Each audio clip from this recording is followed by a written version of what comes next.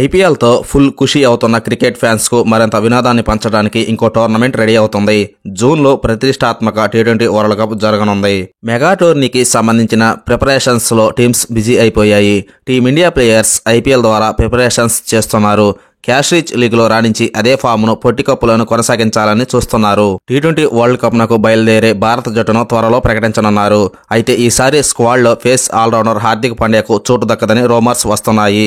హార్దిక్ పాండ్యాకు మొండి చేయి తప్పదని జోరుగా వినిపిస్తుంది. ఈ విషయం మీద team India captain Rohit Sharma react అయ్యాడు.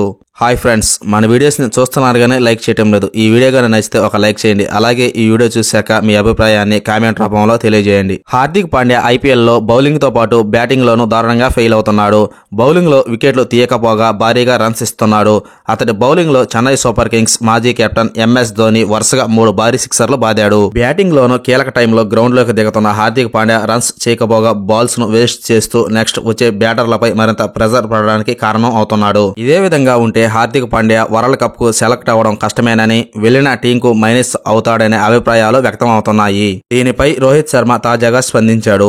ఇప్పుడు ఏది పడితే అది వైరల్ అయిపోతుందని, కానీ అధికారంగా ప్రకటించే వరకు దేన్ని నమ్మొద్దన్నాడు. వరల్డ్ కప్ టీమ్ సెలక్షన్ విషయంలో తాను గాని లేదా coach Rahul Dravid, chief selector Ajit Agarkar, BCCI అధికారులు గాని కెమెరా ముందుకు వచ్చి అధికారంగా ప్రకటించే వరకు ఏ వార్తలు నమ్మొద్దని రోహిత్ శర్మ స్పష్టం చేశాడు. బోర్డు నుంచి అఫీషియల్ అనౌన్స్మెంట్ వస్తుందని, అప్పటిదాకా ఇతర రూమర్స్ లను పట్టించుకోవద్దని, అవన్నీ ఫేక్ అని రోహిత్ శర్మ చెప్పుకొచ్చాడు. కాగా T20 world cup team selection కు సంబంధించి రకరకాల ఊహాగానాలు వినిపిస్తున్నాయి. ఓపెనర్లుగా రోహిత్ శర్మ, కోహ్లీ దిగడం ఫిక్స్ అని టాక్ నడుస్తుంది. స్పిన్నర్లుగా యుజ్వేంద్ర చాహల్, కుల్దీప్ యాదవ్ యాక్షన్లోకి దిగుతారని, స్పిన్ ఆల్రౌండర్ రోల్ను రవీంద్ర జడేజా పోషిస్తాడని వినిపిస్తుంది.